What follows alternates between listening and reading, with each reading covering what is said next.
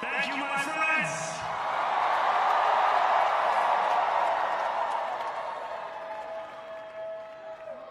The sun may have set over our city this evening, but as Eugene Debs once said,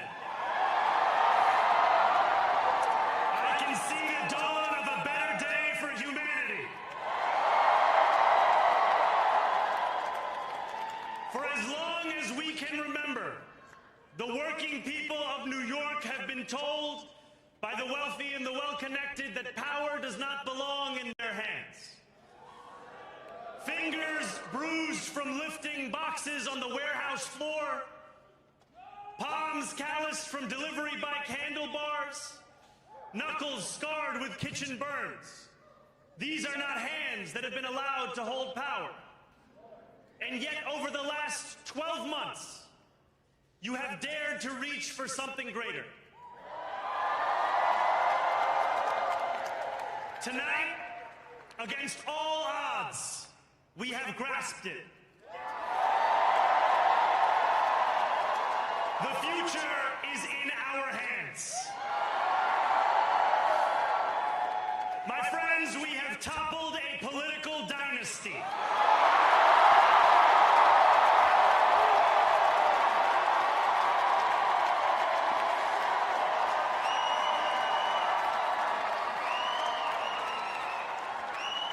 I wish Andrew Cuomo only the best in private life.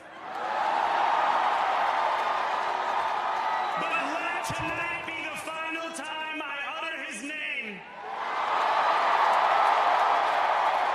as we turn the page on a politics that abandons the many and answers only to the few.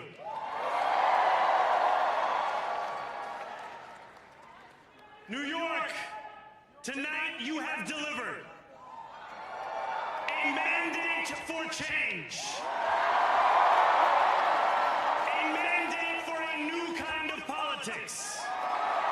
A mandate for a city we can afford. And a mandate for a government that delivers exactly that. On January 1st, I will be sworn in as the mayor of New York City.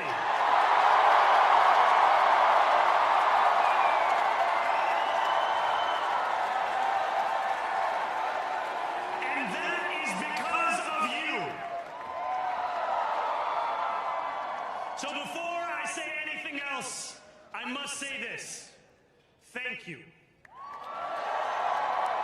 Thank you to the next generation of New Yorkers who refused to accept that the promise of a better future was a relic of the past.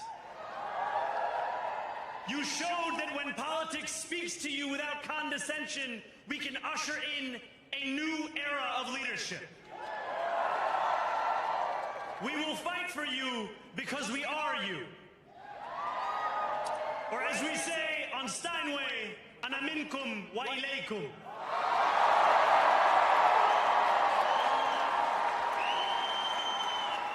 Thank you to those so often forgotten by the politics of our city who made this movement their own. I speak of Yemeni bodega owners and Mexican abuelas, Senegalese taxi drivers and Uzbek nurses, Trinidadian line cooks and Ethiopian aunties. Yes, aunties. To every New Yorker in Kensington and Midwood and Hunts Point, know this. This city is your city, and this democracy is yours too. This campaign is about people like Wesley, an 1199 organizer I met outside of Elmhurst Hospital on Thursday night. A New Yorker who lives elsewhere, who commutes 2 hours each way from Pennsylvania because rent is too expensive in this city. It's about people like the woman I met on the BX-33 years ago, who said to me, I I used to love New York, but now it's just where I live. And it's about people like Richard, the taxi driver I went on a 15-day hunger strike with outside of City Hall, who still has to drive his cab 7 days a week. My brother, we are in City Hall now.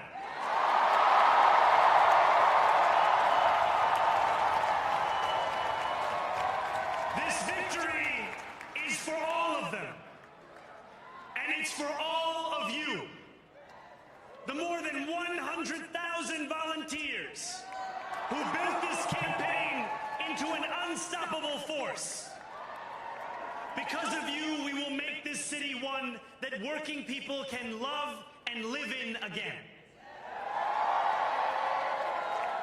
With every door knocked, every petition signature earned, and every hard-earned conversation, you eroded the cynicism that has come to define our politics.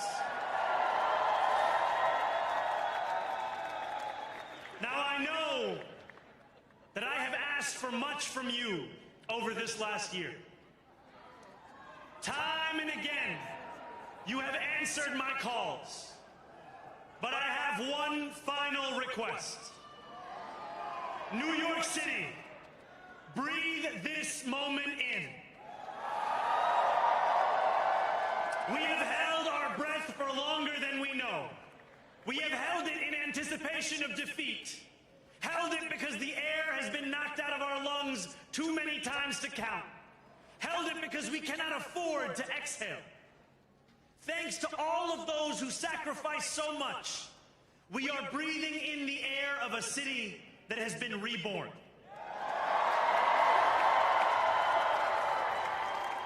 To my campaign team, who believed when no one else did, and who took an electoral project and turned it into so much more, I will never be able to express the depth of my gratitude. You can sleep now.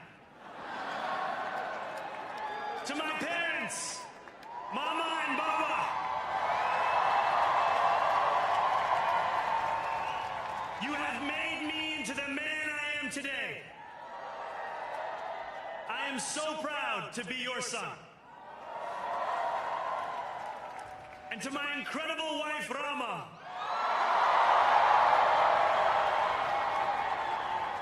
Hayati, there is no one I would rather have by my side in this moment and in every moment. To every New Yorker, whether you voted for me, for one of my opponents, or felt too disappointed by politics to vote at all, thank you for the opportunity to prove myself worthy of your trust. I will wake each morning with a singular purpose: to make this city better for you than it was the day before. There are many who thought this day would never come, who feared that we would be condemned only to a future of less, with every election consigning us simply to more of the same. And there are others who see politics today as too cruel for the flame of hope to still burn.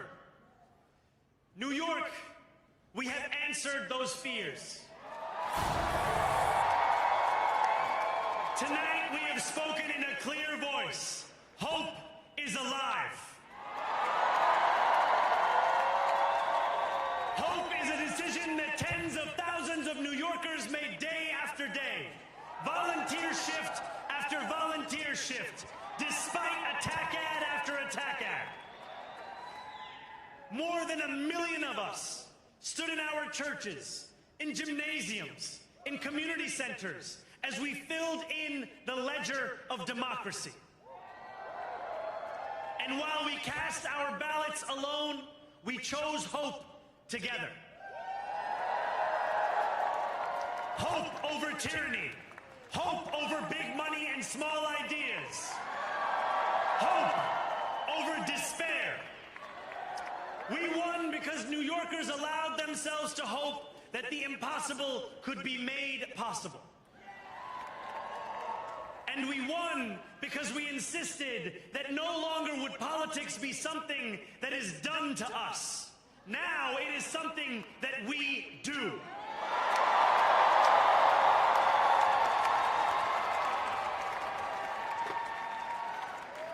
Standing before you, I think of the words of Jawaharlal Nehru. A moment comes but rarely in history when we step out from the old to the new, when an age ends and when the soul of a nation long suppressed finds utterance. Tonight we have stepped out from the old into the new. So let us speak now with clarity and conviction that cannot be misunderstood about what this new age will deliver and for whom. This will be an age where New Yorkers expect from their leaders a bold vision of what we will achieve, rather than a list of excuses for what we are too timid to attempt. Central to that vision will be the most ambitious agenda to tackle the cost of living crisis that this city has seen since the days of Figueroa LaGuardia.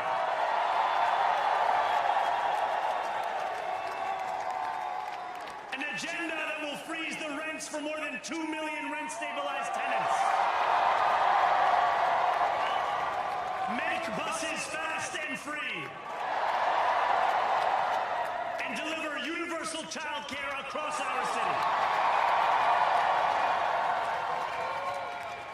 Years from now, may our only regret be that this day took so long to come. This new age will be one of relentless improvement. We will hire thousands more teachers. We will cut waste from a bloated bureaucracy. We will work tirelessly to make lights shine again in the hallways of NYC developments where they have long flickered. Safety and justice will go hand in hand as we work with police officers to reduce crime and create a department of community safety that tackles the mental health crisis and homelessness crises head on. Excellence will become the expectation across government, not the exception. In this new age we make for ourselves, we will refuse to allow those who traffic in division and hate to pit us against one another. In this moment of political darkness, New York will be the light. Here, we believe in standing up for those we love. Whether you are an immigrant, a member of the trans community, one of the many black women that Donald Trump has fired from a federal job, a single mom still waiting for the cost of groceries to go down, or anyone else with their back against the wall, your struggle is ours too. And we will build a city hall that stands steadfast alongside Jewish New Yorkers and does not waver in the fight against the scourge of anti-Semitism. Where the more than 1 million Muslims know that they belong. Not just in the 5 boroughs of this city, but in the halls of power. No more will New York be a city where you can traffic in Islamophobia and win an election.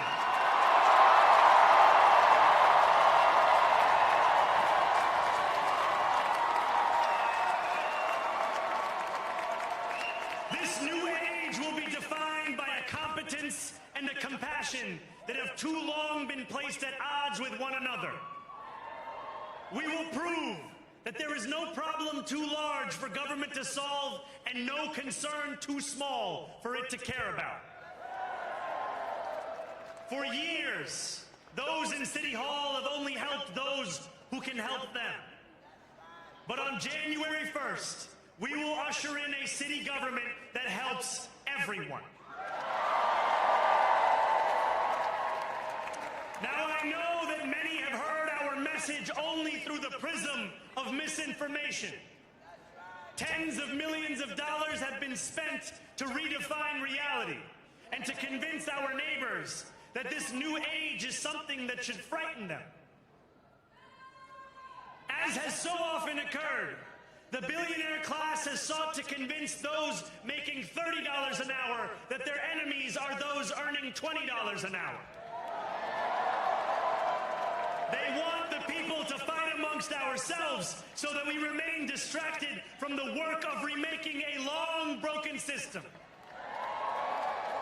We refuse to let them dictate the rules of the game anymore. They can play by the same rules as the rest of us. Together, we will usher in a generation of change. And if we embrace this brave new course, rather than fleeing from it, we can respond to oligarchy and authoritarianism with the strength it fears, not the appeasement it craves.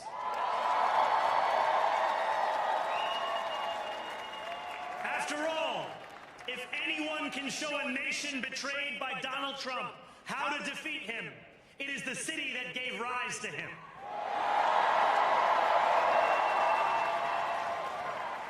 And if there is any way to terrify a despot, it is by dismantling the very conditions that allowed him to accumulate power. This is not only how we stop Trump, it's how we stop the next one. So Donald Trump, since I know you're watching, I have 4 words for you. Turn the volume up.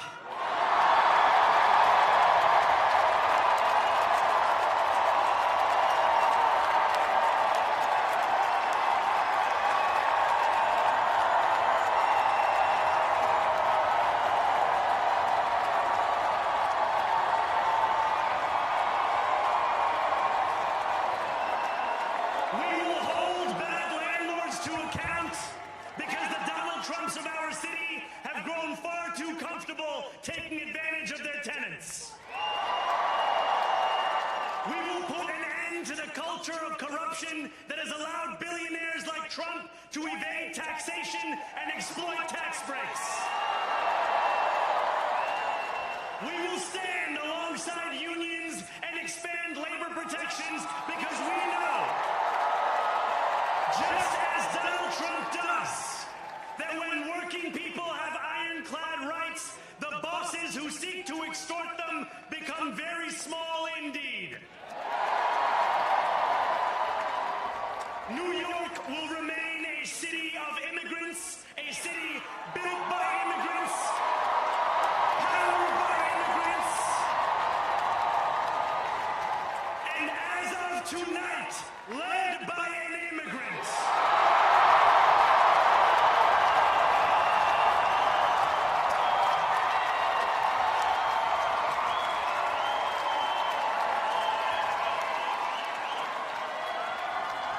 So hear me, President Trump, when I say this.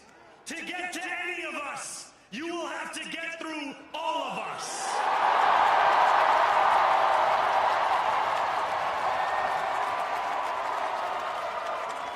When we enter City Hall in 58 days, expectations will be high.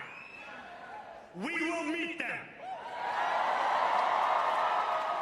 A great New Yorker once said that while you campaign in poetry, you govern in prose. If that must be true, let the prose we write still rhyme and let us build a shining city for all. And we must chart a new path, as bold as the one we have already traveled. After all, the conventional wisdom would tell you that I am far from the perfect candidate. I am young, despite my best efforts to grow older. I am Muslim. I am a democratic socialist. And most damning of all,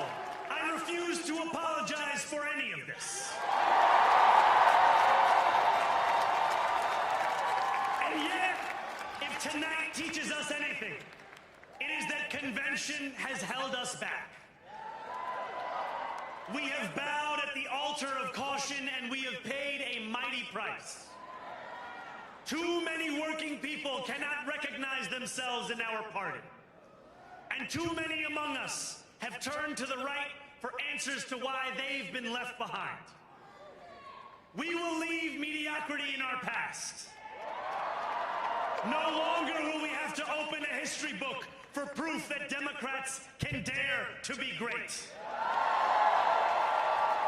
Our greatness will be anything but abstract. It will be felt by every rent-stabilized tenant who wakes up on the first of every month, knowing the amount they're going to pay hasn't soared since the month before. It will be felt by each grandparent who can afford to stay in the home they have worked for, and whose grandchildren live nearby because the cost of childcare didn't send them to Long Island. It will be felt by the single mother who is safe on her commute and whose bus runs fast enough that she doesn't have to rush school drop-off to make it to work on time. And it will be felt when New Yorkers open their newspapers in the morning and read headlines of success, not scandal. Most of all, it will be felt by each New Yorker when the city they love finally loves them back. Together, New York, we're going to freeze the... Together, New York, we're going to make buses fast and... Together, New York, we're going to deliver universal... Let the words we've spoken together, the dreams we've dreamt together, become the agenda we deliver together.